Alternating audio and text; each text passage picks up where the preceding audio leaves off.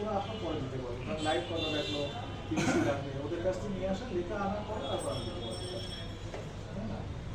আর আর একটু জিনিস কি, আমার ভাষা বলতে একটা ভয়েস চায়না থেকে পাঠাইছে, বুঝছেন? সেটা শুনলে আপনার তো মানে আমার মাথা আবার কাছে আলামিন আগে যাই বসে থাকতো, যাই টাকা নিয়ে আসতো, তোমার কোনো গায়ে জ্বালা নাই, মানে আমাকে একটু ছোটো করে আর কি, বুঝছেন? মানে কী বলবো, হ্যাঁ ছোটো করছে আর কি। মানে দীর্ঘদিন কাজ করি এখানে,